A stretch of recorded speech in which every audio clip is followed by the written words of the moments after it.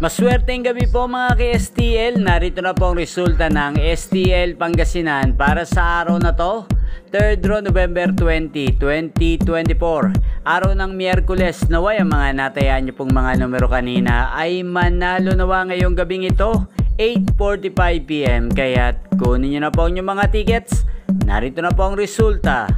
Ang mga nanalong numero sa STL Pangasinan ngayong gabing ito, 8:45 PM, 3rd row result, ang mga numerong nanalo. 10 at 20 in exact order sa lahat po ng tumaya kanina para sa 3rd row ng 10 at 20. Congrats po sa inyo, panalo po kayo again. 10 at 20 in exact order. At shoutout po natin ngayong gabing ito sa STL Pangasinan si Kuya Abdul.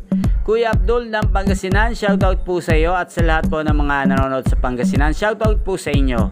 At inyo pong napanood ang resulta ng STL Pangasinan sa channel na to, Roderick Hernandez TV.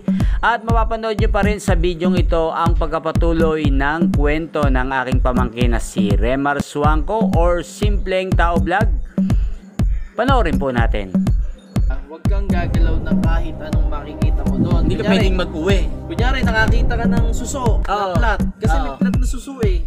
Bihirang-bihira. Yung mga Ray, parang yata yung Ray na ano. Bibihira ka makakita nun yung plat na suso. Hindi mo siya pwede talagang iuwi sa bahay. Huwag mo nga. Kasi parang pag-aari ng ano, parang engkanto. Yung putik, yung ano yun, yung lupa doon. Anong kulay ang lupa doon? Kulay pula. Kulay pula Huwag kasi mo siyang ilalagay sa ano, huwag mo siyang ilalagay sa katawan mo. Oo. Sigurado discrash. Kailangan magbabanlaw ka talaga, banlaw lang nun. Hindi pwede mag-uwi ng lupa, ng bato. Nung una, wala akong anong ganon na gumalaw ng mga ganon. Kasi ano eh, dayo lang naman eh.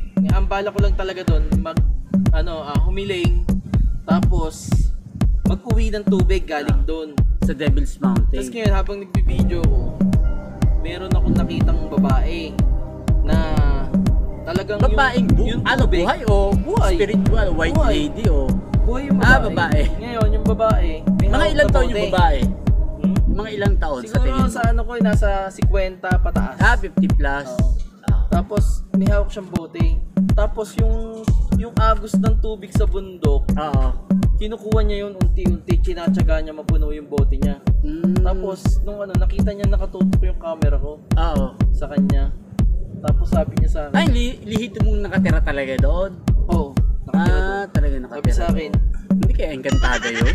Sabi sa akin, ang sabi sa akin nun, ano yung hawak mo? Sabi ko, camera po, sabi ko ganyan video.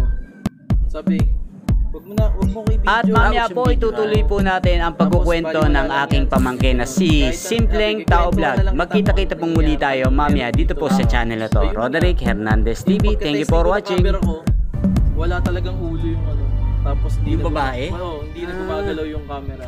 Talaga may kababalaghan talaga sa ano, no? Totoo yung sinabi ng babae. Tapos nung